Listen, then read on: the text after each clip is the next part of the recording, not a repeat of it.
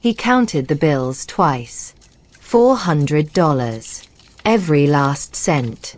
He slid the money under a stranger's door without knocking, turned around, and walked back to his own apartment, which was 3 days from an eviction notice he hadn't told anyone about. Nobody saw him do it. Nobody was supposed to.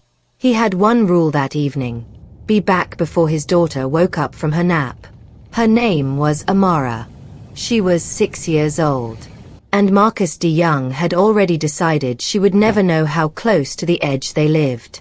He closed his apartment door behind him, sat on the kitchen floor, not in a chair, the floor, and pressed his back against the cabinet beneath the sink. He didn't cry.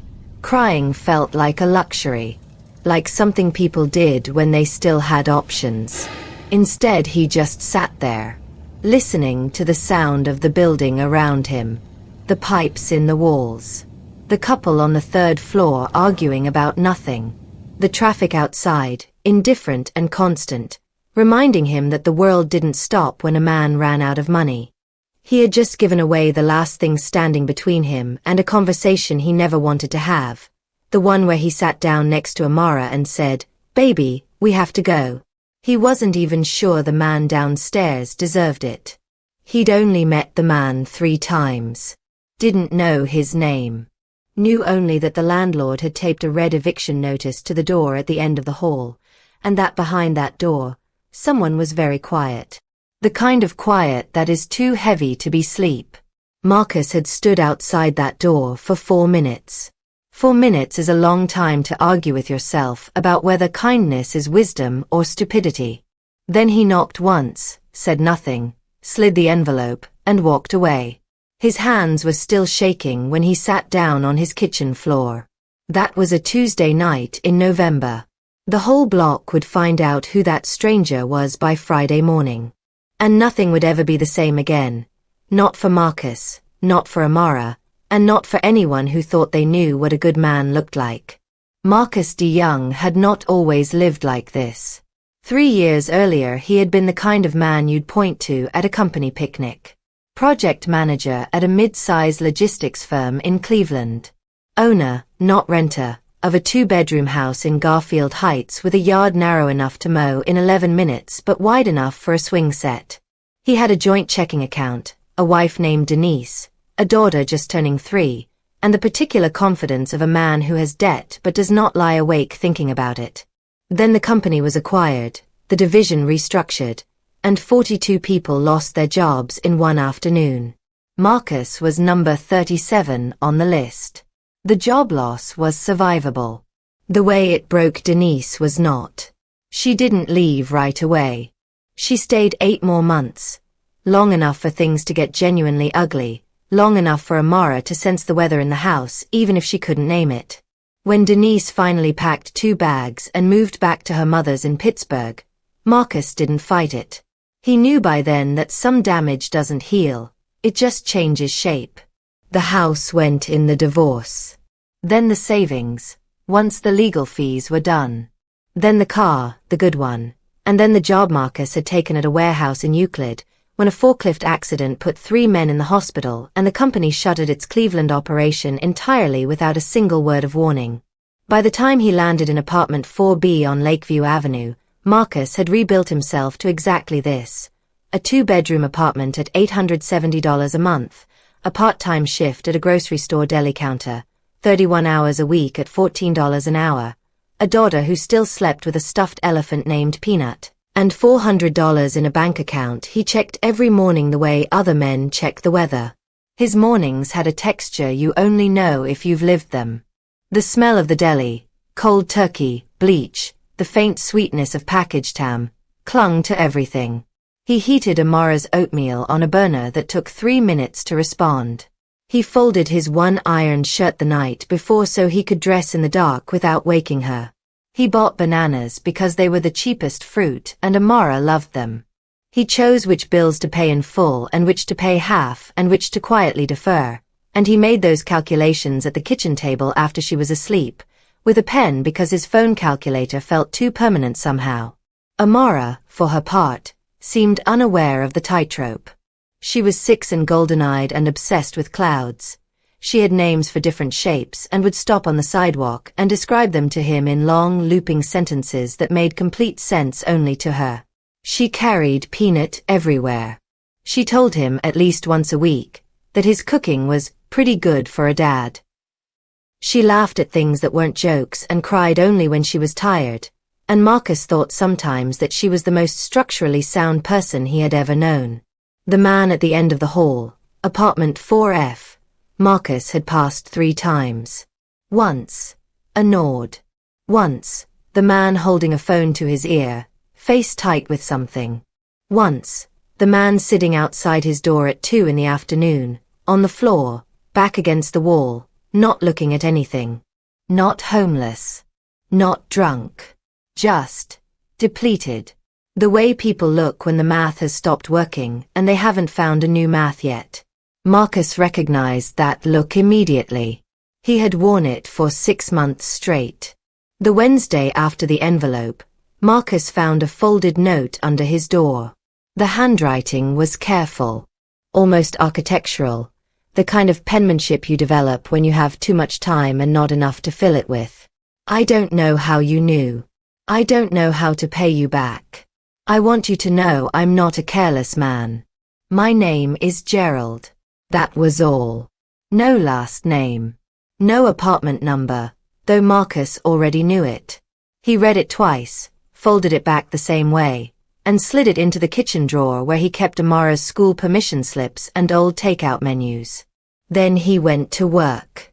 That evening, coming off his shift, he found Gerald in the hallway, coat on, keys in hand, clearly about to leave.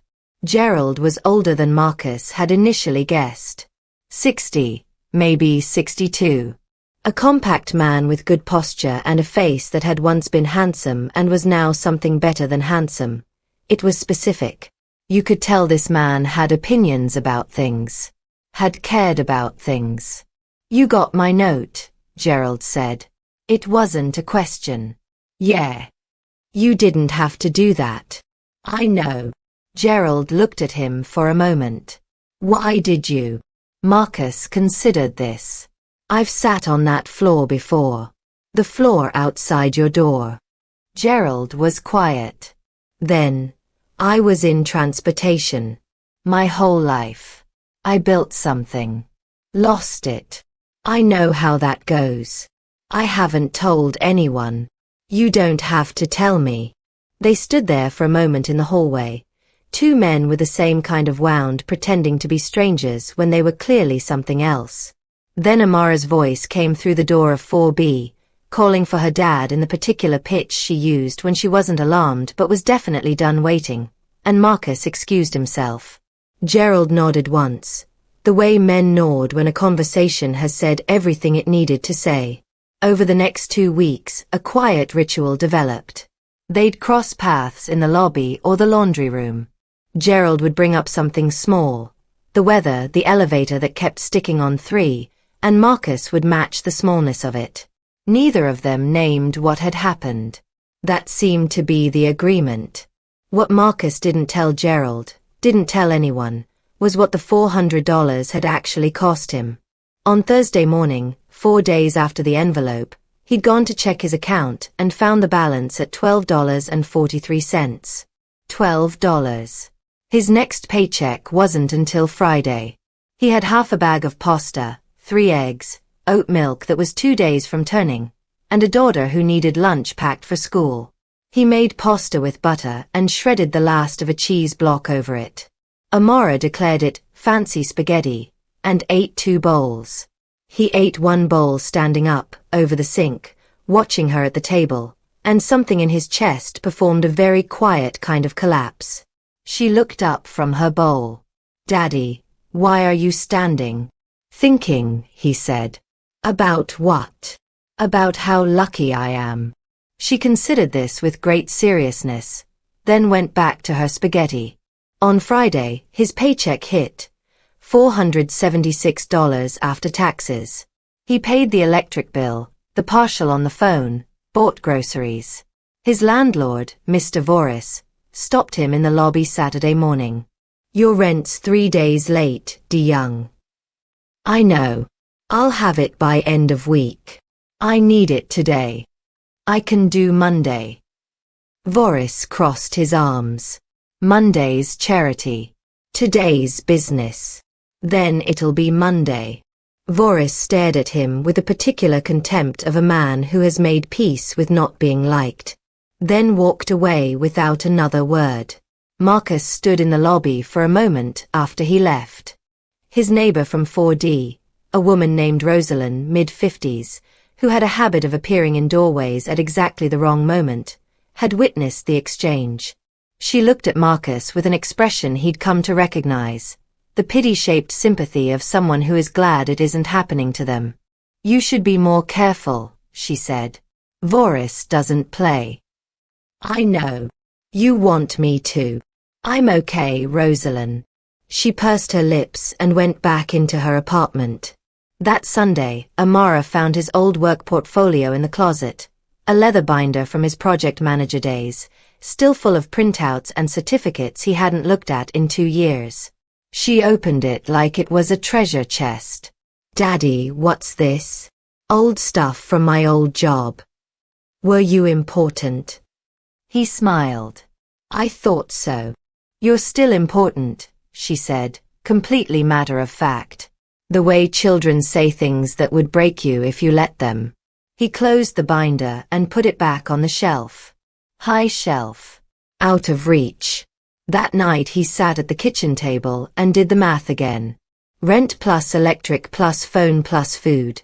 Minus income. The number at the bottom of the page was not a number a man can live on. He'd seen it before. He would see it again. But this time it felt different. More like a wall than a road, less like a setback and more like a verdict. He put the pen down. He had nothing left to calculate. The first crisis came on a Tuesday, 12 days after the envelope. Marcus arrived at the deli counter at 7 a.m. and found his manager, a young man named Seth who wore his authority like a new tie, noticeable, slightly wrong, waiting for him in the back room. There had been a review of staffing. The deli was reducing part-time hours. Marcus was down to 22 hours a week. Effective immediately. He nodded. Said nothing. Tied on his apron. 22 hours. $14. He did the math in his head without being asked. It was $308 a week before taxes. Rent was $870. He had no cushion. He had given his cushion away. He sliced turkey for 3 hours without speaking to anyone. He picked Amara up from school that afternoon. She ran to him from the classroom door with Peanut tucked under one arm and a drawing rolled up in the other hand. A cloud, or possibly a rabbit, she seemed uncertain herself. Look what I made. It's beautiful, he said. He meant it. It's you, she said. He looked at the drawing again. A large round shape with 2 sticks coming out of the bottom and a smaller circle on top. He was the large round shape. He laughed. A real laugh, not the kind he manufactured. She laughed back, proud of it. He held her hand all the way home. He started applying for jobs that evening. Everything within bus range. Warehouse, office admin, security, food service management, anything with more hours and a predictable schedule. He sent 19 applications in 4 days. He got 2 automated rejections and 17 silences. Brief stabilization. The grocery store gave him 2 extra shifts covering the frozen food section. A temporary thing, they said, but it bought him 10 more hours that week. He paid rent on time. He bought Amara new sneakers because her old ones had a crack along the left sole and she'd been telling him for a week, casually, not as a complaint, just as information, and he'd been nodding and calculating. She wore them home from the store. Did not take them off until bedtime. Then the second crisis came. The internal one. The one with no clean shape. It started on a Friday night when Amara was asleep. He was at the kitchen table again. Not doing math. Just sitting. And something happened that hadn't happened since the very worst of the divorce. A kind of mental weather he couldn't name, not quite sadness, not quite panic, more like a vast grey pressure settling over everything at once. The thoughts came in short bursts. He was going backward. Every effort dissolved. 6 years. He'd been fighting 6 years. What was he building toward? He'd given away his last $400. For a stranger. He sat with that thought and felt, for the first time, not noble about it, stupid, reckless. The kind of impulsive empathy that was fine as a story but catastrophic as a financial decision. What kind of man, he thought, does that? What kind of man prioritizes a stranger's dignity over his daughter's security? He got up and went to check on Amara. She was asleep on her side, one arm around Peanut, face completely at rest. The nightlight made everything amber. She had kicked off one sock. She always kicked off one sock, never both, a mystery he'd given up trying to solve. He stood in the doorway.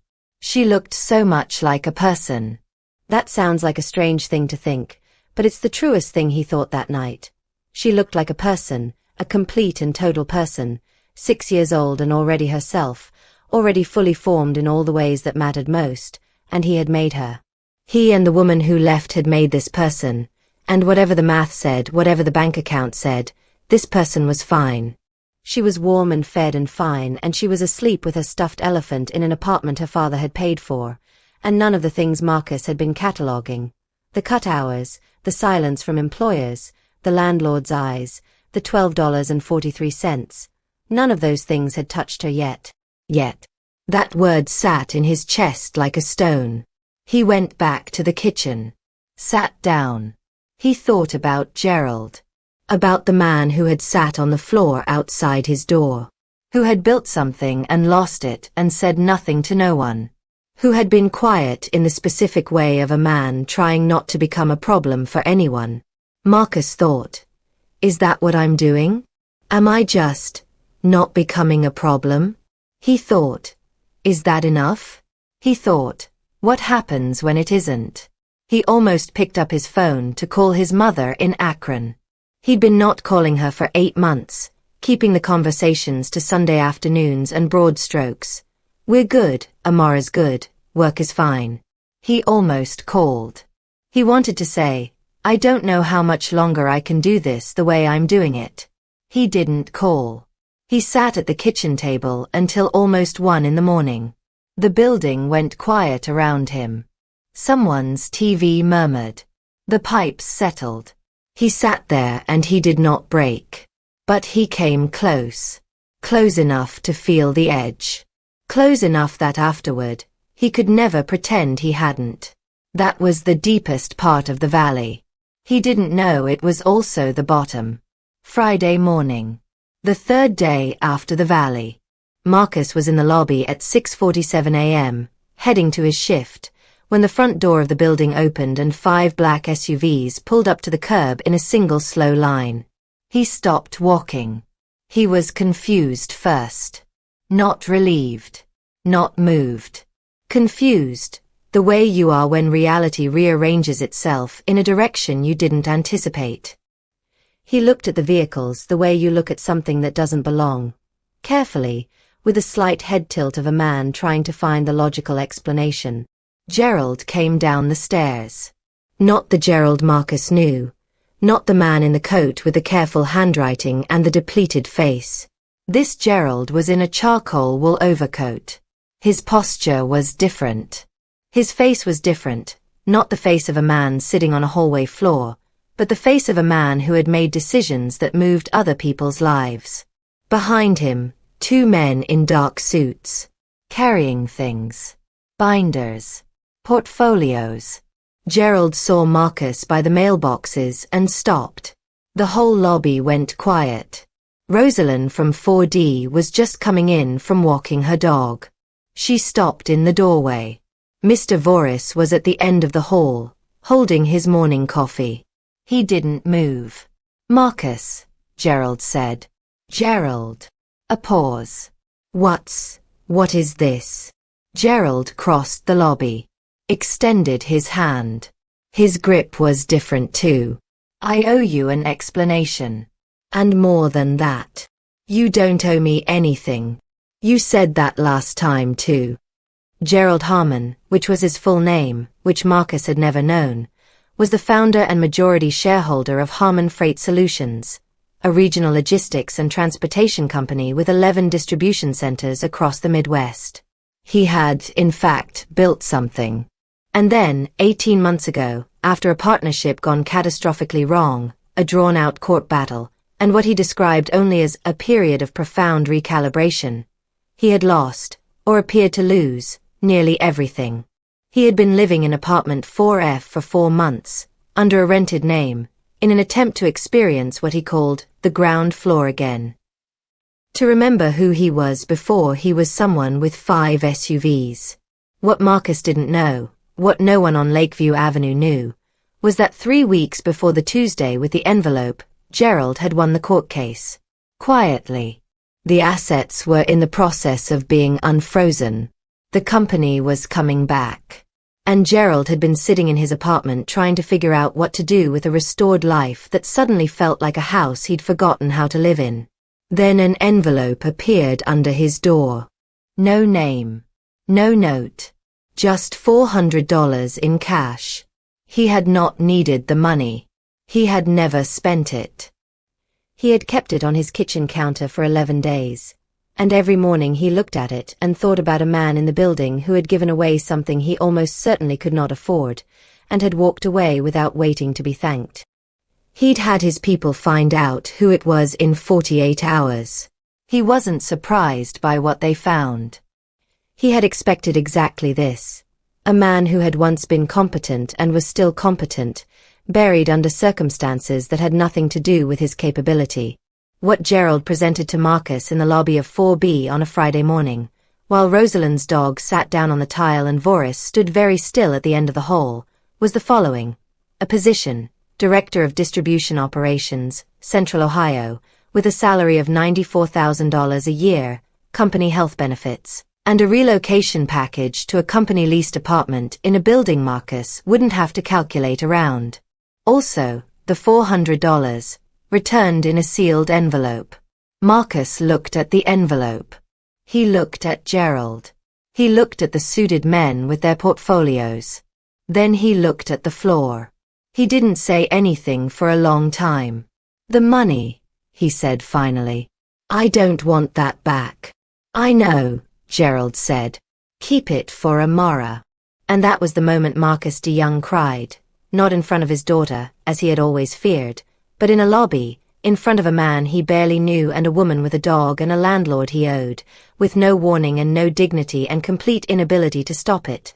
And he didn't try to stop it because by then it had already happened. Rosalind said nothing. To her credit. Voris cleared his throat and walked back down the hall.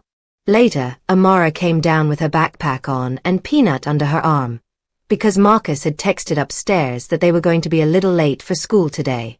She stopped at the top of the stairs and looked at the lobby full of men in suits and her father's face. Daddy, she said. Why are you crying? He looked up at her, wiped his face with the back of his hand, smiled. Because something good happened, he said. She considered this for 3 full seconds. Okay, she said, and walked down the stairs. Gerald watched her come down and smiled at her elephant. Is that Peanut? He said. Amara stopped and looked at him with great seriousness. How do you know Peanut? Your father told me. She looked at Marcus. Marcus shrugged. She held Peanut out for Gerald to see, a formal introduction, not a handshake, then tucked the elephant back under her arm and announced they should probably get going. They went. 6 months later. Marcus drives to work in a car he owns. It takes him 20 minutes, not an hour and a half on 2 buses. He drinks his coffee before it gets cold. He has a parking spot with his name on a laminated card, and every morning he looks at that card the way people look at things they were afraid they'd never have again. Amara is in a new school. She has named 4 clouds in the new neighborhood. She still sleeps with Peanut, still kicks off one sock in the night, still announces his cooking is pretty good for a dad. She is unchanged in all the ways that matter, and Marcus has decided that is the greatest possible return on any investment a man can make. He still doesn't know if what he did was wise. He's not sure wisdom is the right measure for it. He knows only that he saw a man sitting in a specific kind of darkness, one he recognized from the inside, and that his hands moved before his brain could stop them. He gave away the last of himself and something came back. Not because the universe keeps score. Not because virtue is always rewarded. But because one man saw another man clearly, and that clarity created a thread, and that thread, invisible, improbable, held. Here is what Marcus Deyoung believes now, quietly, in the part of himself that doesn't need to be said aloud. Kindness without expectation is not weakness. It is the only thing that travels far enough to change what you cannot reach yourself.